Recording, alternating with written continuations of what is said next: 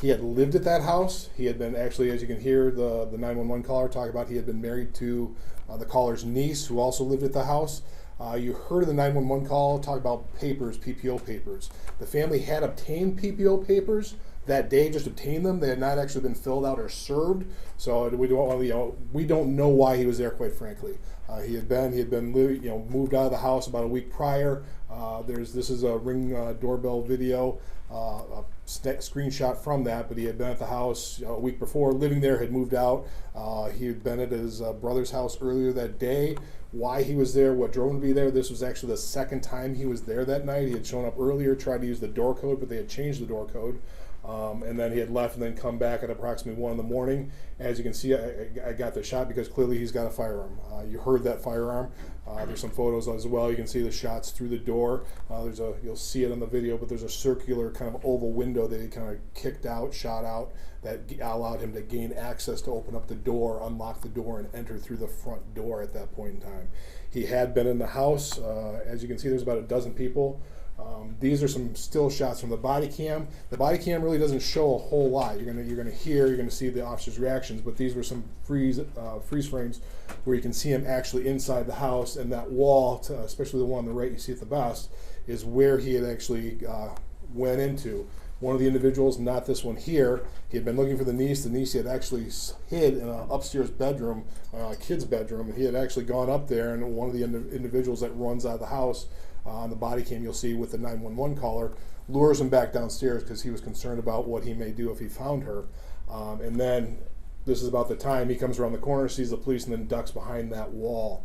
And that's when, essentially after the people flee, is when he comes around and points the firearm, that weapon you saw him with earlier, at the officers. The civilians are at that about time leaving the house, running out of the house in fear, and that's when the officers decide to fire.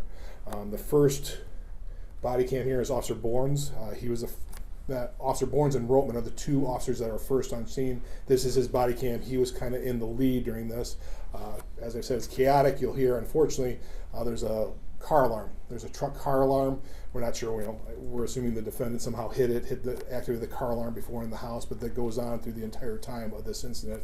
But you have to see, this is Officer Bournes' body cam. He's really the first officer and the one that fires the initial shots. And what did you say?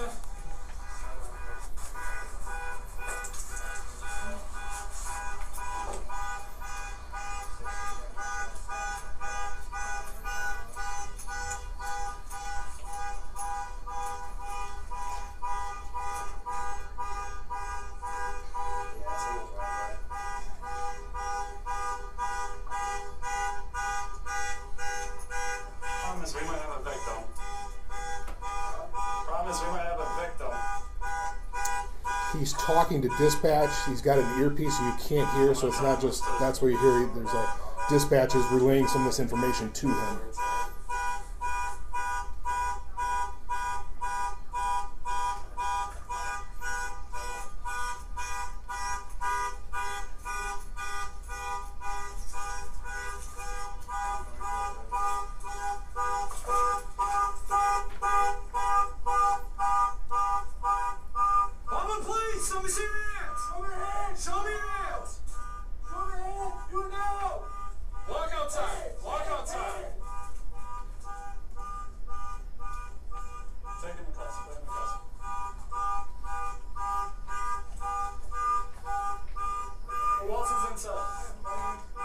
Let me see your hands. Show me your hands. Show me your hands. Step outside. Black shirt. See you have a black shirt?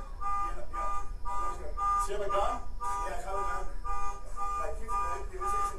Back up. Back up. We gotta move. You guys gotta get back.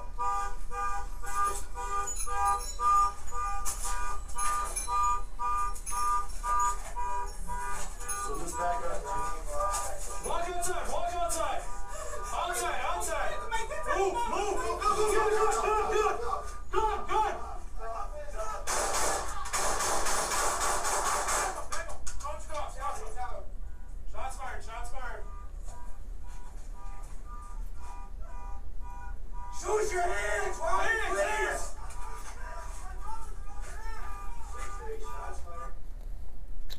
This next one will be Officer Rotman. I cut it down a little bit more, but this he's the officer right behind him. Show your hands! Do it now! Show your hands! Do it now! Hands! Hands! Hands!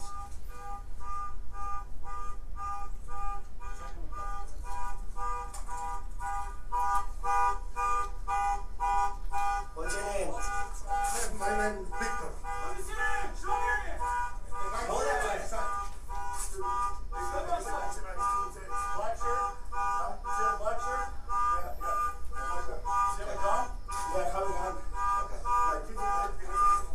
Back up. Back up. Yeah. You guys gotta get back.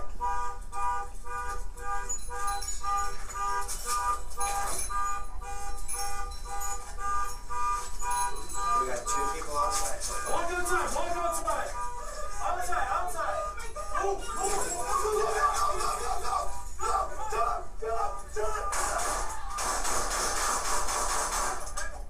He's out. He's out.